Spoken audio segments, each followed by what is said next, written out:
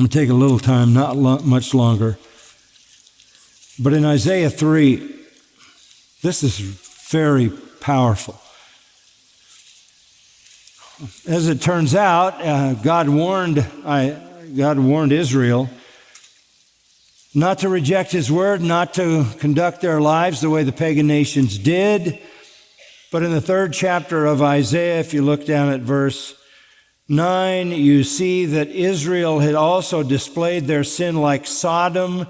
They didn't conceal it. Woe to them. They have brought evil on themselves. Here comes judgment on another nation, and we all know that it came in the Babylonian captivity, devastating, crushing destruction and death. Because Israel didn't heed the word of the Lord, they got the very same punishment as the pagan nations because they behaved in the very same way. But I want you to see a picture of what this began to look like. At the end of chapter 2, verse 22 says, "Stop regarding man, whose breath of life is in his nostrils, for why should he be esteemed?" Stop trusting in man. That's exactly what they had done. Stop trusting in man rather than God, or God will judge you. Push God out, put your trust in man, and judgment will come. And verse 1 declares, "For behold, the Lord God of hosts is going to remove from Jerusalem and Judah." This is what the judgment looks like. God removes supply and support, the whole supply of bread and the whole supply of water. The judgment begins with God attacking them at the level of provision and protection. All of a sudden, they can't get what they could always get. Things aren't available that were once available. It comes down to the very necessities of life. That starts to disappear. And then in verses 2 and 3, God removes everyone who has value, everyone who could help. The mighty man, verse 2, that's literally the hero. And the warrior, that's the man of war, the great military genius, the leader, the protector. The judge, the prophet, the diviner, that means the man of wisdom, the elder, the ancient man who has the history and the experience. And the collapse of all these leaders, the disappearance of all those who have value. And it trickles down to even the captains of 50. Leadership at all levels begins to disappear. And the honorable men would be the highly distinguished men, and the counselors, and the expert craftsmen, and the skillful orators.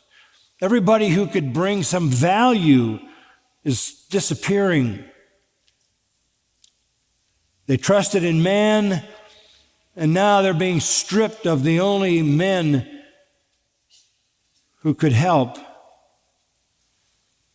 And when all the powerful and wise and influential are gone, verse 4 says, "I'll make mere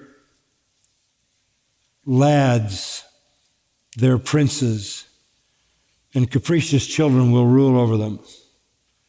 All of a sudden, their leaders become weak and childish.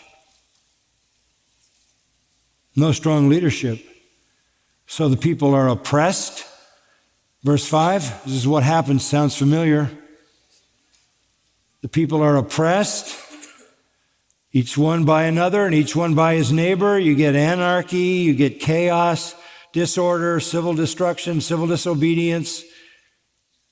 The youth storm against the elder, no respect for those that are older. The young people terrorize the elder. The inferior have no respect for the honorable.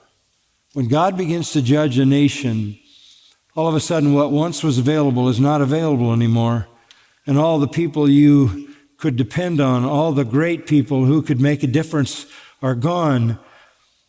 And now you're literally being ruled by weak, childish rulers. And there's anarchy in the streets and chaos and disorder. In fact, it's so desperate they need a leader. So when a man lays hold of his brother in his father's house, he says, you have a cloak, you be our ruler. That's the only qualification. You have a coat. You be our ruler. And these ruins will be under your charge already. They've ruined the place. But he will protest on that day saying, I'm not going to be your healer. I don't want to take this responsibility on. For in my house there is neither bread nor a cloak. You should not appoint me ruler of the people. In other words, everything begins to disintegrate. Everything, all the way down to leadership.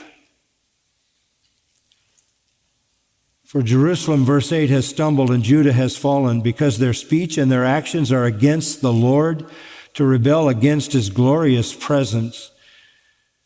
They were displaying sin. They were just like Sodom. Woe to them. Woe to them. Good news in verse 10. Say to the righteous, it'll go well with them. Oh, I'm glad to hear that. For they will eat the fruit of their actions. But woe to the wicked, it will go badly with him. For what he deserves will be done to him. Mark that. The wicked get exactly what they deserve. And verse 12 sums it up. O my people, their oppressors are children, and women rule over them. Their oppressors are children, childish, weak, effeminate, and women rule over them. And those who guide them lead them astray and confuse the direction of their paths. Sin destroys people, yes. It also destroys nations. And this nation and any nation that makes laws to protect sin is on that same path to total destruction. Sin destroys, I'll say it again, individuals, and it destroys nations. Because it invites down on its own head the wrath of God. Romans 1 tells us what that wrath looks like. God gives the nation up.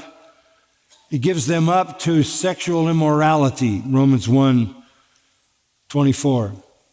And then he gives them up to homosexuality. And then he gives them up to a reprobate mind. You go from sexuality, a sexual revolution, pornography, to homosexuality, to insanity.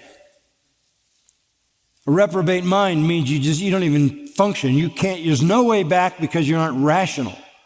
Start making laws to protect people who are insane.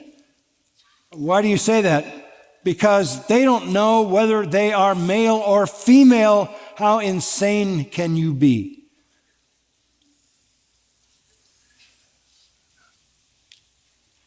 That becomes in itself a judgment. So we know how God feels about the transgender movement. We know how he feels about homosexuals. Is there any hope? Let's go back to 1 Corinthians 6 and we'll wrap it up.